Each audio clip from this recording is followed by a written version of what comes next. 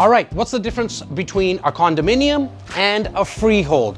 A question we get so many times, and I want to make sure that you know the difference because there is certain costs associated with one of them and there's certain maintenance issues associated with the other. But before I go any further, do me a favor, guys. If you like what Jazzy has to say, or even if you don't, share this with a friend or leave me a comment on whatever platform you're watching on. So I'm going to give you examples on both condominiums and freehold types of properties. But before I do that, I thought it might be a good idea for me to actually give you the exact definition. So a freehold property is owned outright, including the land it's built on.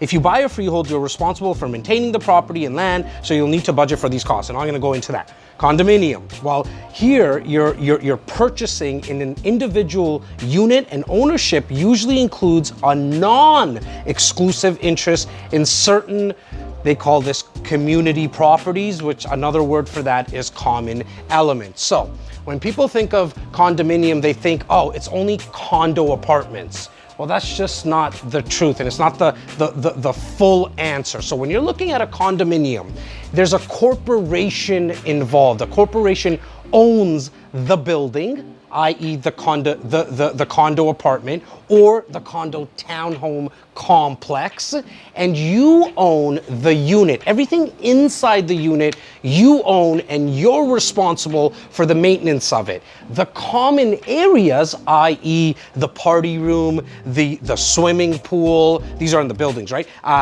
Swimming pool, sometimes in a townhome complex, you have a little parkette, the snow removal, that is all maintained by the actual corporation. Hence why you have condo fees / maintenance fees. For my friends in the West, in Alberta and Vancouver, you have what's called strata fees.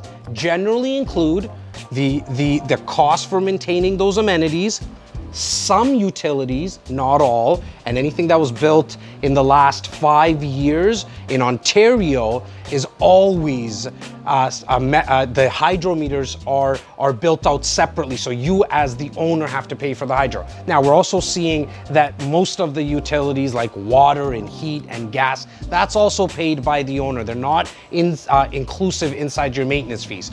Freehold, what do we know about freehold? Well, it's your regular detached home, semi-detached home. Now, you will come across townhomes that have that are listed or are being sold as freehold townhomes, but they have a $150 or $200 condo fee. What is that for? Well, that's to maintain that parkette I was speaking about. It's to maintain the snow removal, the garbage pickup. So in an essence, yes, it can be sold as a freehold, but please always ask your realtor or the person who's selling the property, if you're looking at a townhome, is there any condo fees associated with this purchase? Because you don't want any surprises. Now, the best way to find out, even when you purchase a freehold, that is actually getting the condominium documents. You'll have 10 days to review that if it's brand new. If it's resale, if it's a property on the resale market, you got to make it conditional